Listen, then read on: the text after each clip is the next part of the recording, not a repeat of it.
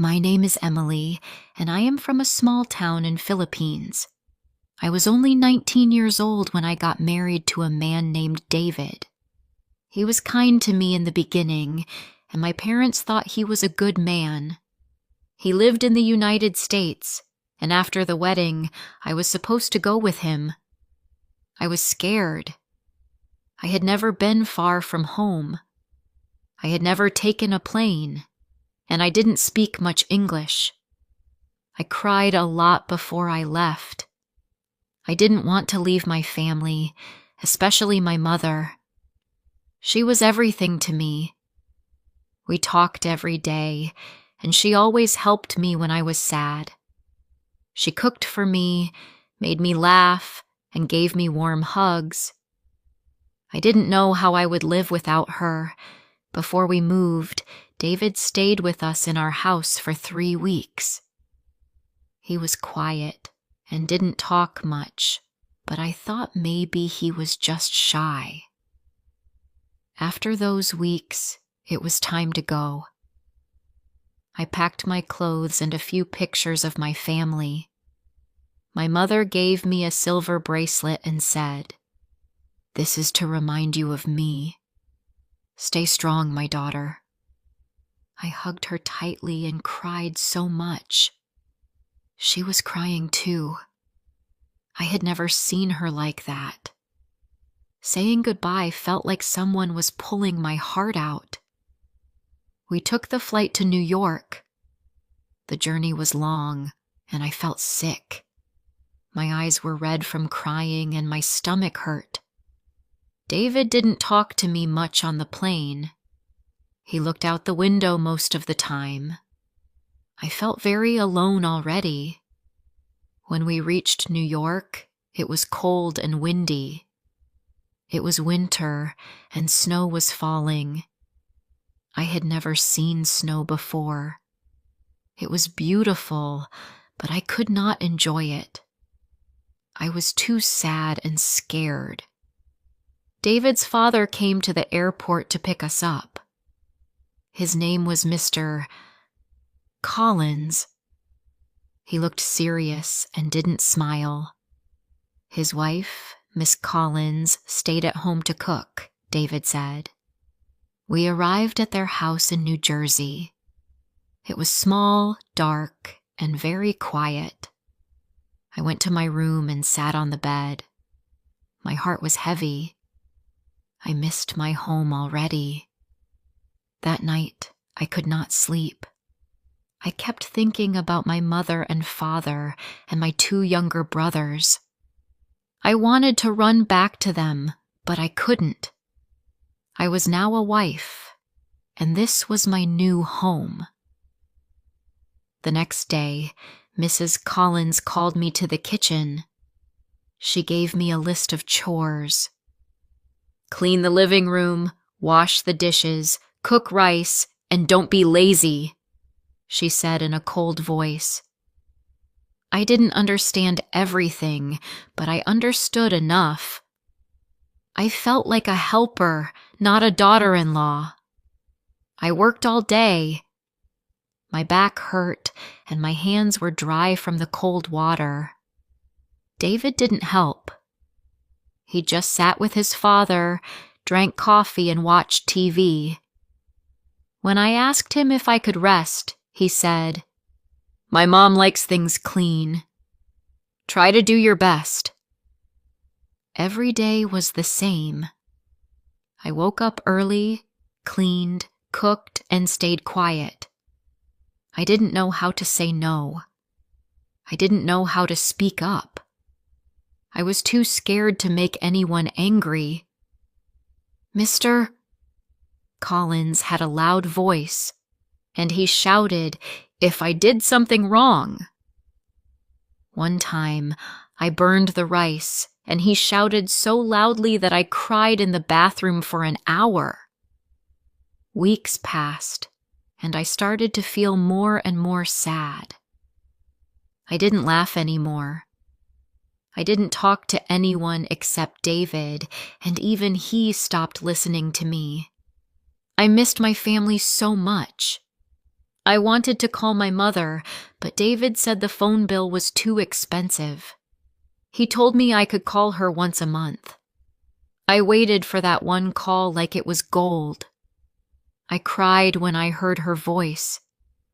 I lied to her and said, "I'm fine, Mama. Everything is okay." But it wasn't okay. Nothing was okay. After 3 months, I found out I was pregnant.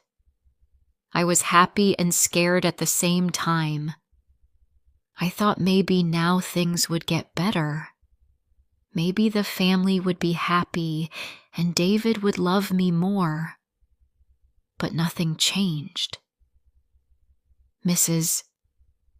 Collins said, "Now you must work harder. A strong woman works even when she is pregnant." She gave me no rest.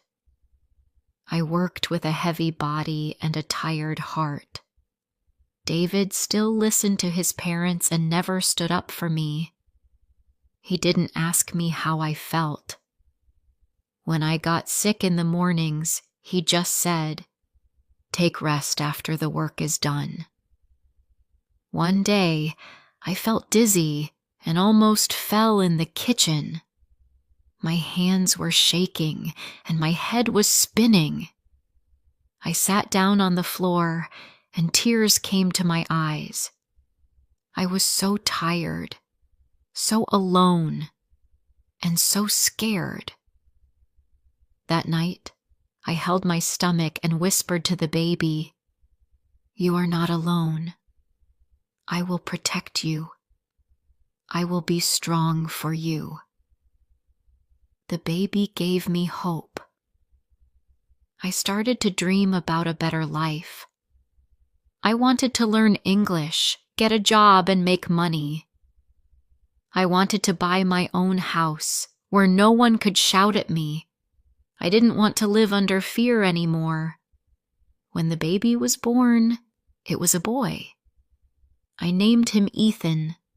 He was beautiful, with big brown eyes and soft hair. I held him in my arms and felt strong for the first time. I thought, this is my son. I will protect him no matter what. But even after Ethan was born, things did not get better. I had to take care of him all alone. Mrs. Collins didn't help me. She said, "He is your baby, not mine." David went back to work a few weeks later, and I stayed at home with Ethan. I didn't sleep much. I didn't eat well. But I kept going. I told myself, one day this will change. One day I will have my own life. At night, I still cried sometimes. I looked at the silver bracelet from my mother and held it in my hand. I whispered, "I miss you, Mama. I hope you are okay. I will be strong. I promise." The first year with Ethan was the hardest. I was always tired. I woke up many times during the night to feed him. In the morning, I still had to clean, cook, and do everything in the house. No one helped me. Sometimes I felt like I was not a person, just someone to work and stay quiet. Mrs. Collins never smiled at Ethan. She didn't want to hold him or play with him. She said, "Babies are noisy. Keep him quiet." Mr. Collins didn't say much. He just looked at me like I didn't belong. One night, Ethan was sick. He had a fever, and I didn't know what to do. I asked David to take us to the doctor, but he was watching a movie. He said, "He will be fine. Just give him water." I was scared. I held Ethan in my arms and cried. I stayed awake all night and prayed he would feel better. I missed my mother more than ever. I wanted to hear her voice, but it was not time for my monthly call. I sat in the dark with Ethan and whispered, "I love you, Mama. I need you." After that night, I decided something. I needed to be stronger. I could not wait for someone to save me. I had to save myself. I had to do something for me and my son. I looked in the mirror and said, "You are a mother now. You must fight."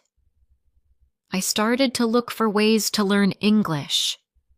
I found a small community center near our home that gave free English classes.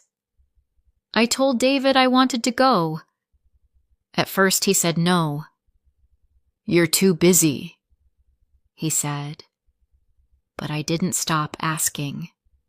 After many days, he finally agreed, but only for 2 days a week.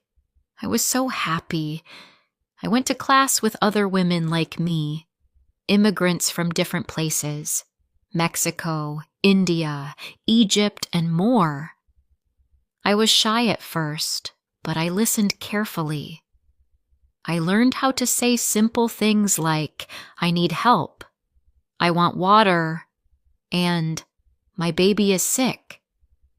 Every new word gave me power. The teacher, Miss Lisa, was kind. She always smiled and helped me when I didn't understand. She said, "You are smart, Emily. Keep going."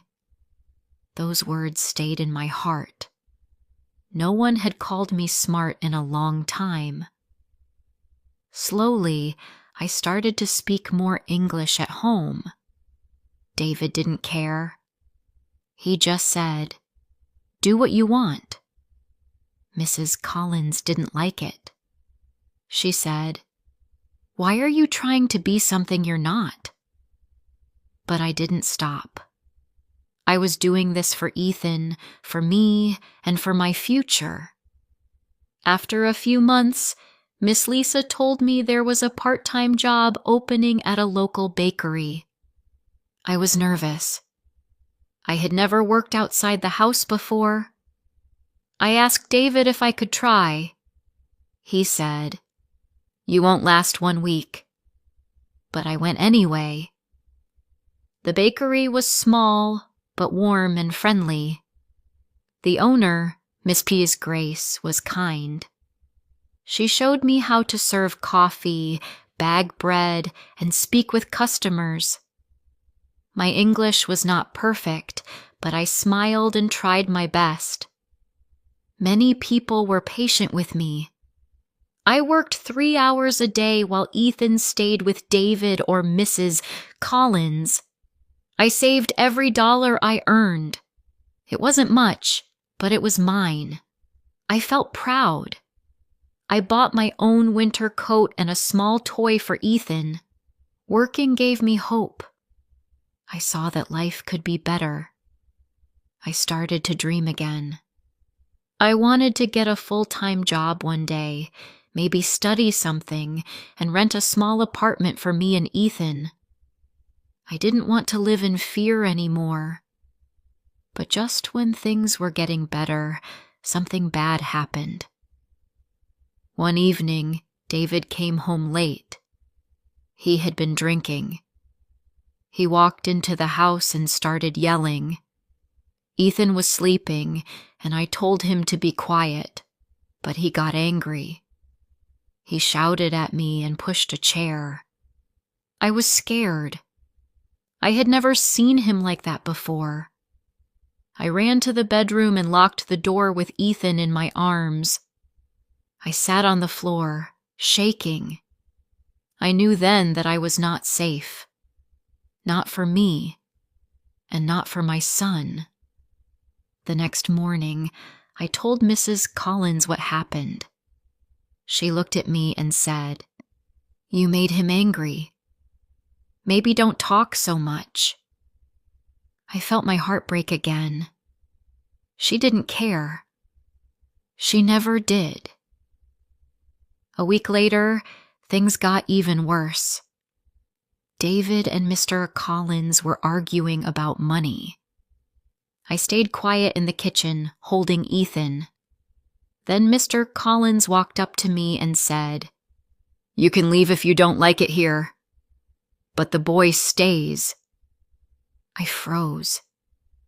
What did he mean? I said, "I'm his mother."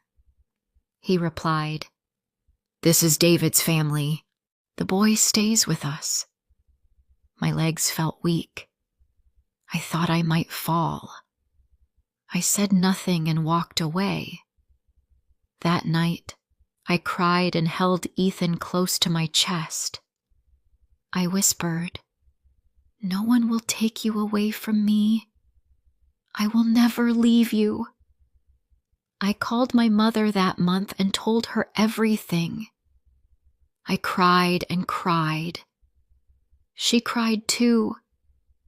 She said, "Come back home, Emily. We will help you." But I couldn't leave. Not yet. I had no money, no place to go, and no way to take Ethan out of the country without David's permission. I was stuck. Still, I didn't give up.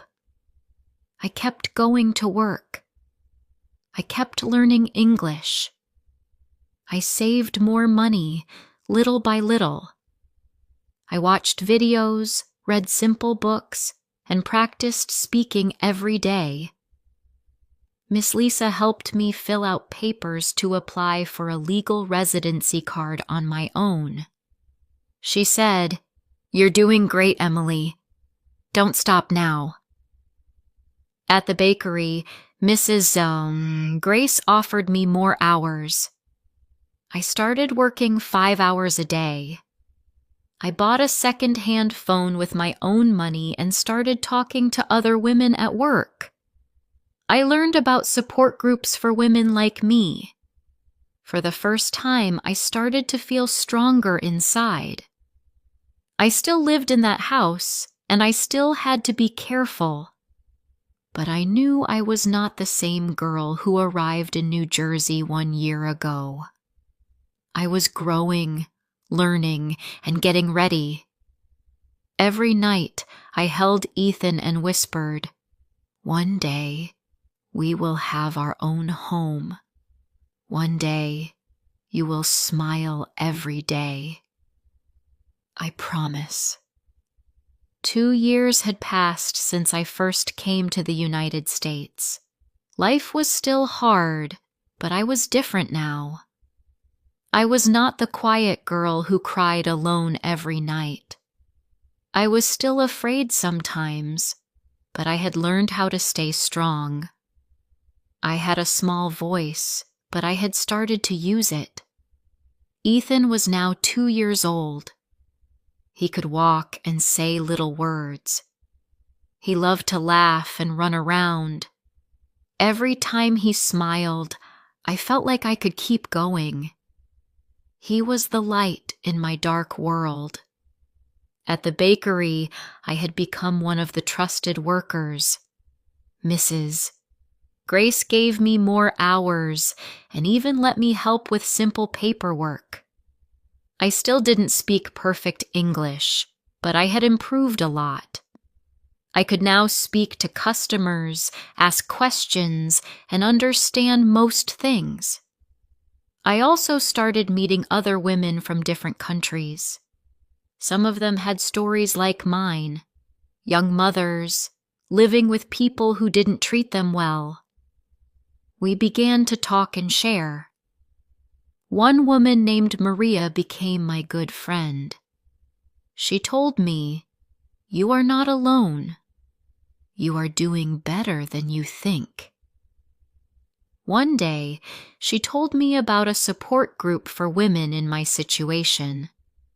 They met every Saturday in a small room behind a local church. I was nervous, but I went.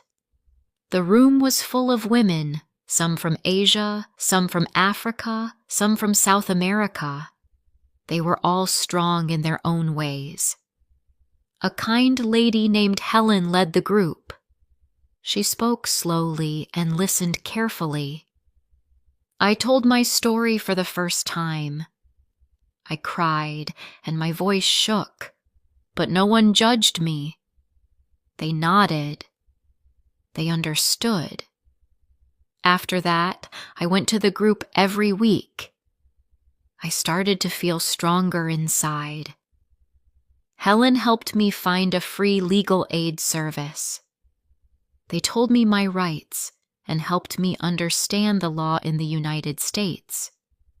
They said, "No one can take your child away. You have the right to feel safe." That night, I thought about everything that had happened. The shouting, the cold looks, the fear, the silence.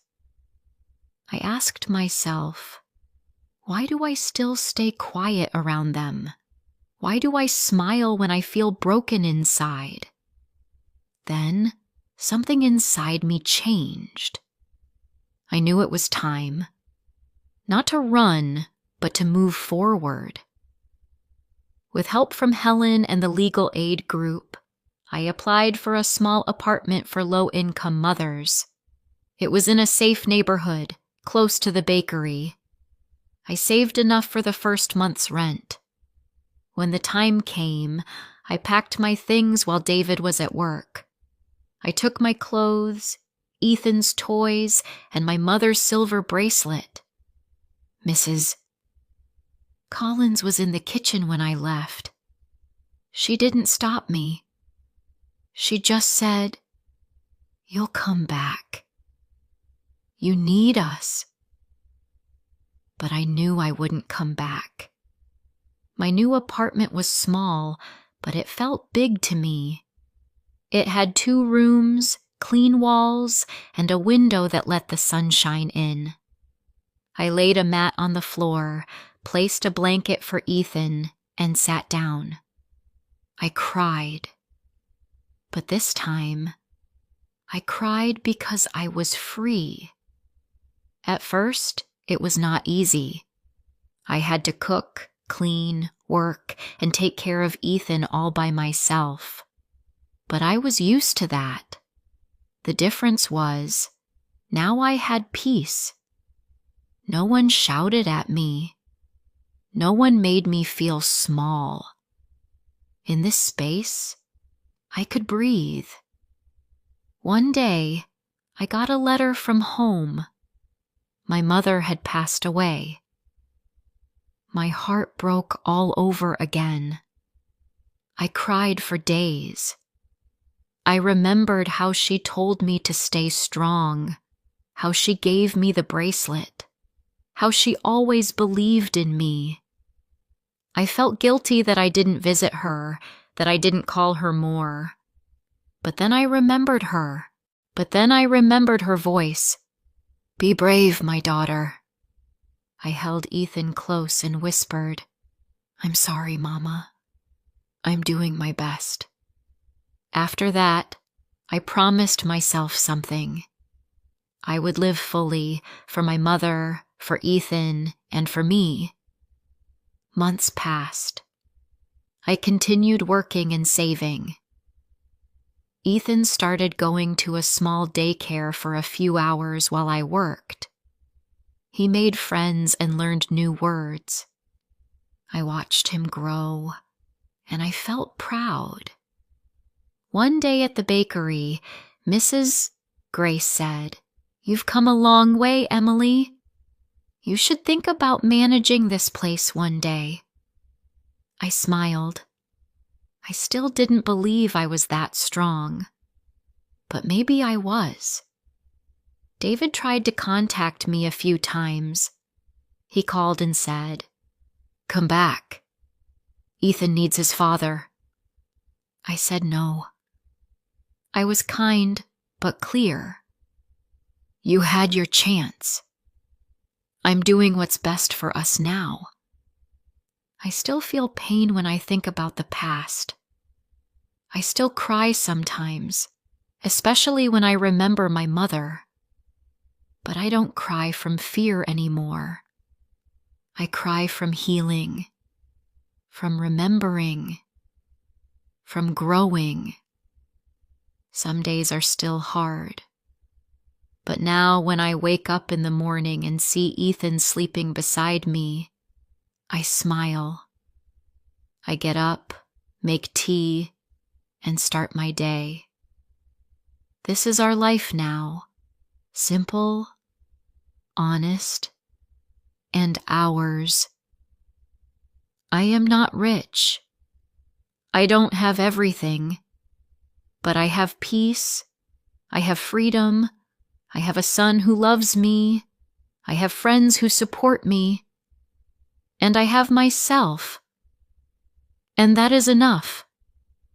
If this story touched your heart, don't forget to like, comment, and share.